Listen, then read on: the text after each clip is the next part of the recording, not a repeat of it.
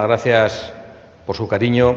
Muchísimas gracias, presidente Javier Milei, por hacernos el honor de participar en la inauguración de este evento tan importante para el futuro de la región.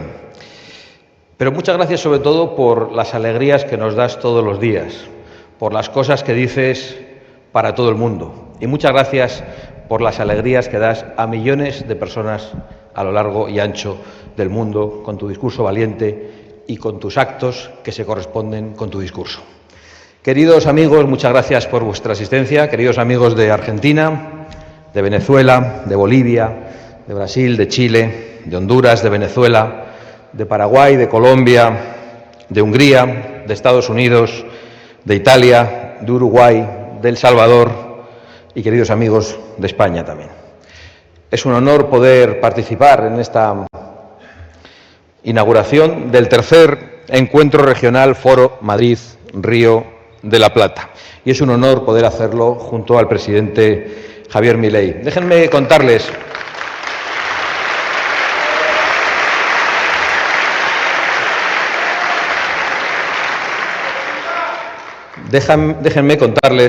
con toda humildad que la iniciativa de la constitución del Foro de Madrid partió hace 3 años de un pequeño grupo de Vox y de la Fundación Disenso, pero hoy es vuestra, hoy es de todos nosotros, de todos los que en Europa, en Iberoamérica, en todo Occidente, estamos preocupados por el ataque a la libertad, a la democracia, al Estado de Derecho y a los pueblos a los que queremos representar.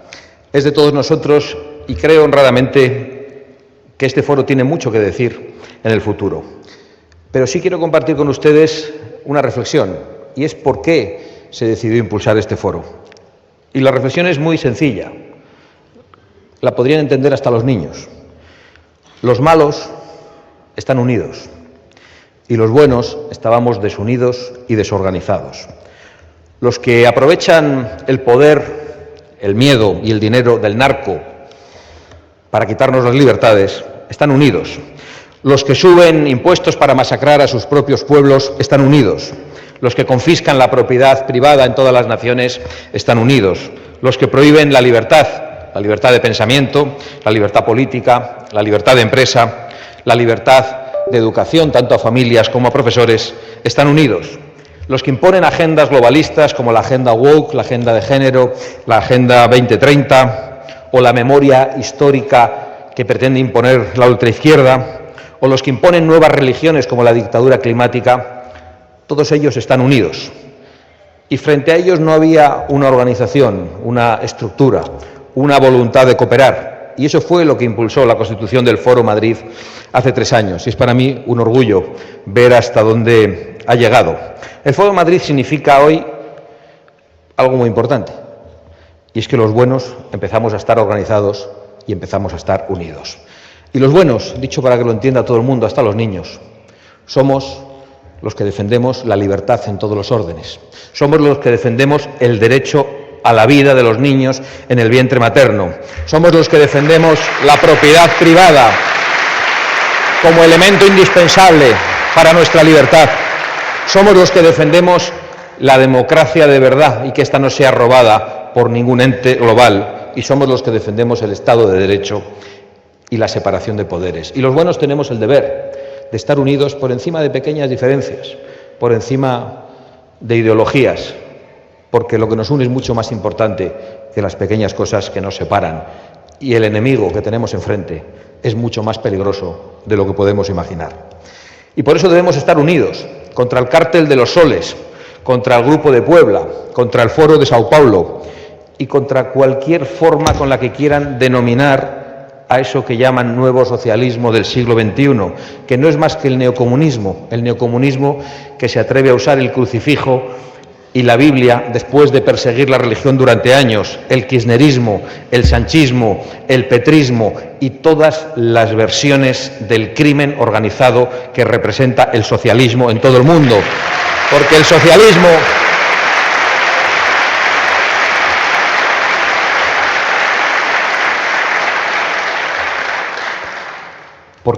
es un crimen organizado y por eso necesita el Estado, para arrebatarnos aquello que nos pertenece. Por eso necesita la fuerza del Estado, la coerción, para quitarnos la libertad, para quitarnos nuestra propiedad e incluso para arrebatarnos a nuestros hijos y el derecho a educarlos como queramos.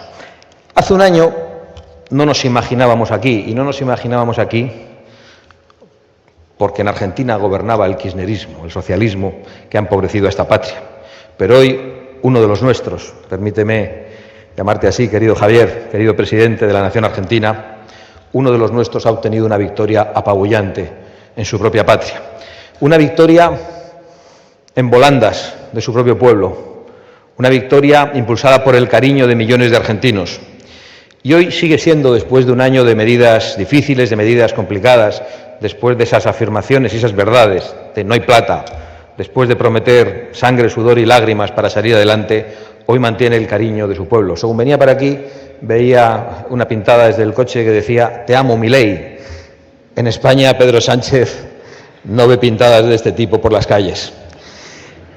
Y no solo eso, el presidente Javier Milei se ha convertido en un líder global. No solo le escuchan en Argentina, no solo en Iberoamérica, no solo en las naciones de habla hispana, no solo en Estados Unidos. Le escuchan en toda Europa y le escuchan en todo el mundo.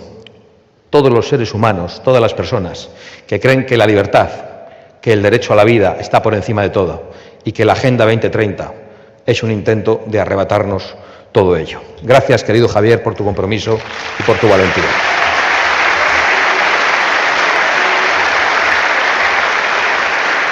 Los viajes de Javier Milei por el mundo son un buen ejemplo de ese cariño que tiene Argentina y que se reproduce en otros lares.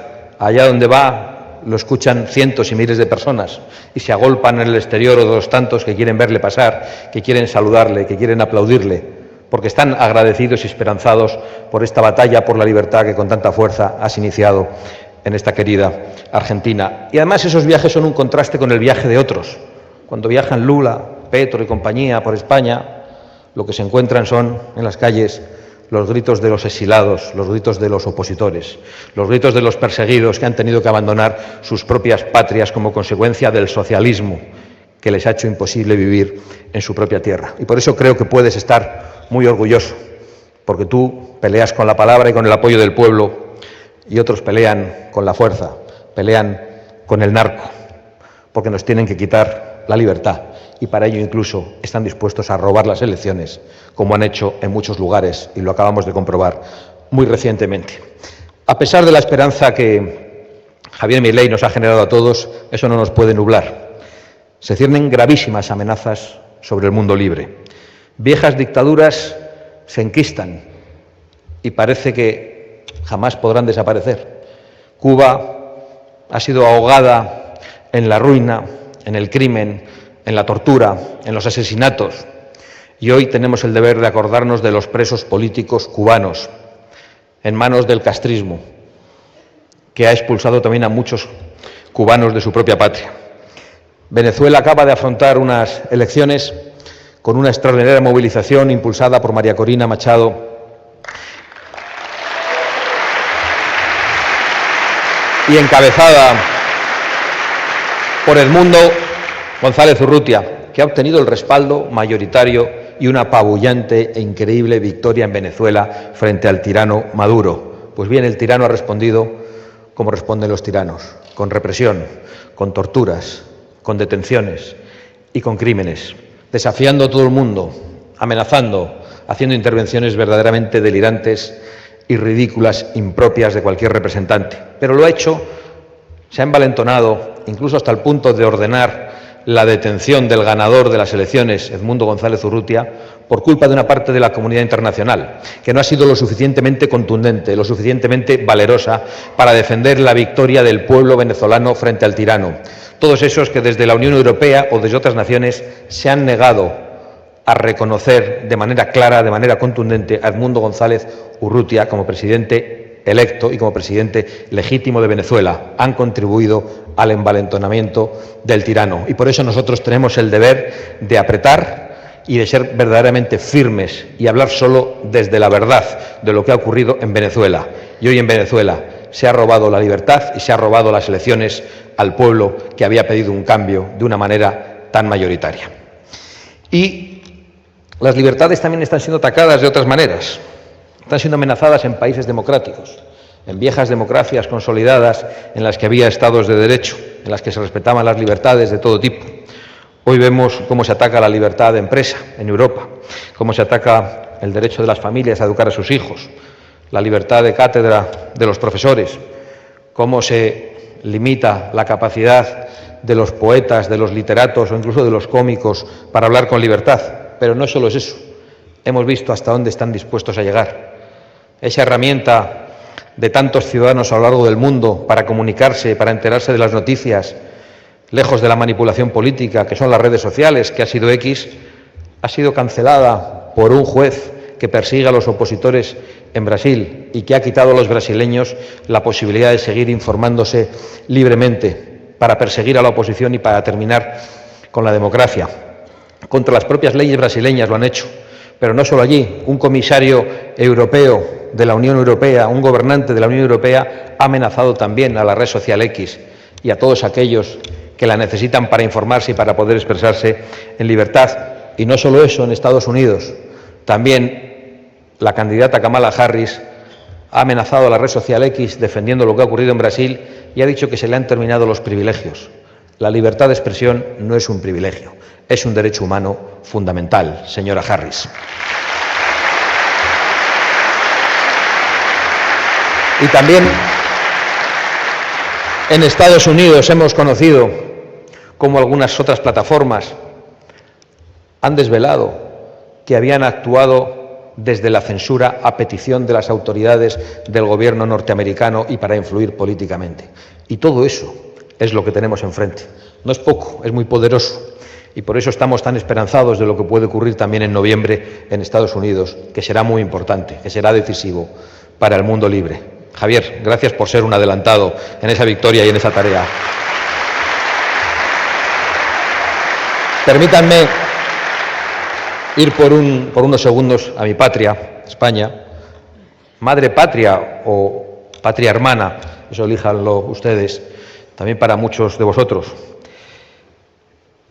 en la que hoy un autócrata llamado Pedro Sánchez, ahogado en la corrupción política, que compra el poder y la investidura como presidente del gobierno, cediendo ante todos los enemigos de la unidad de nuestra patria, ante terroristas, separatistas y comunistas, ahogado también en la corrupción familiar investigada por los tribunales, se dedica a amenazar a los jueces, se dedica a amenazar a la prensa libre, se dedica a amenazar también a la riqueza y a la prosperidad de los españoles.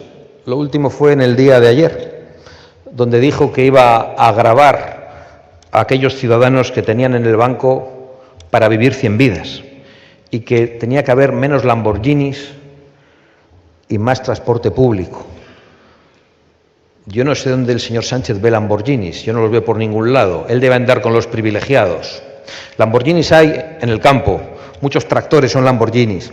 El señor Sánchez no persigue a los ricos, el señor Sánchez persigue la prosperidad de todos, de pobres y de ricos. El señor Sánchez lo que quiere es ocultar su corrupción y lo que quiere es amenazar la prosperidad para crear una sociedad completamente dependiente, adocenada, que al final solo piense en comer y que no necesite la libertad para nada porque tiene que pensar en lo primero. Esa es la estrategia del socialismo, eso es lo que representa Pedro Sánchez, que está arruinando a los españoles, que se ha convertido en un ladrón de nuestra prosperidad, en un ladrón de la riqueza de los españoles, en un ladrón de las libertades. El señor Sánchez, bajo cuyo mandato han entrado en España 5 años. ¿Cómo no iba a ocurrir si en el Congreso de los Diputados ha propuesto, cómo no iba a ocurrir si en el Congreso de los Diputados ha propuesto regular de golpe a 500.000 de personas que han entrado ilegalmente en nuestro país? Pues bien, 3.000 millones de euros es lo que ha costado a los españoles humildes, a los españoles que no pueden salir adelante. Como en otras muchas naciones, vemos que los representantes públicos solo defienden sus intereses. Y en el caso de España, algunos se están dedicando a importar una inmigración de países que no tienen nada que ver con nuestra manera de vivir, con nuestra manera de respetar a la mujer, con nuestra manera de entender la democracia y la libertad. Una inmigración ilegal promocionada con el dinero de todos los españoles. Unas nacionalizaciones exprés que solo buscan alterar el sistema electoral y el mapa político para hacer que el socialismo permanezca en el poder hasta el final de los tiempos. Eso es a lo que nos enfrentamos en España, y otros enfrentan cosas más complicadas. Algunos enfrentan en Europa el ataque a su soberanía, y eso le ocurre a Ucrania, que padece la agresión rusa, de una Rusia envalentonada precisamente por la debilidad de muchos políticos europeos comprados por las empresas del gas ruso. Y le ocurre también a otras naciones que no solo ven atacada su soberanía, sino su existencia misma, como Israel, atacada por el peor terrorismo que ha habido nunca sobre la faz de la tierra, por un terrorismo demoníaco, absolutamente desalmado, que ha cometido los crímenes más horrendos e inimaginables para la sensibilidad de cualquier ser humano, y que está teniendo increíblemente, una vez más, el apoyo de la izquierda. Y a eso nos enfrentamos, al Foro de Sao Paulo, al Grupo de Puebla, a una Rusia que agrede, a una banda terrorista como Hamás, a una nación teocrática como Irán. Siempre son los mismos y ellos están unidos, y nosotros tenemos el deber de fortalecer nuestra unión. Hay que consolidar la alianza por la libertad y por la soberanía de las naciones, a pesar de esas pequeñas diferencias a las que me refería. Hay que reconquistar todos los espacios de libertad que nos han arrebatado desde hace mucho tiempo. Ninguna nación, ninguna persona está condenada por ningún tipo de determinismo histórico. No estaba escrito en ningún sitio que Argentina no pudiera deshacerse del kirchnerismo y que estuviera condenada para siempre. No está escrito en ningún sitio que los venezolanos no puedan deshacerse del tirano Maduro. No está escrito en ningún sitio que Israel no pueda vivir en paz como una nación más. No está escrito en ningún sitio que tengamos que aceptar de brazos cruzados la constante limitación de nuestras libertades y que tengamos que pedir perdón por defender aquello en lo que creemos. Y no está escrito que Sánchez sea una calamidad inevitable. Es una calamidad, pero no es inevitable. Vamos a reconquistar todos y cada uno de los espacios de libertad que nos han robado y vamos a ganar. Que nadie se equivoque, que nadie se desanime, que nadie se confunda. Muchísimas gracias. ¡Viva el mundo libre y viva la hispanidad!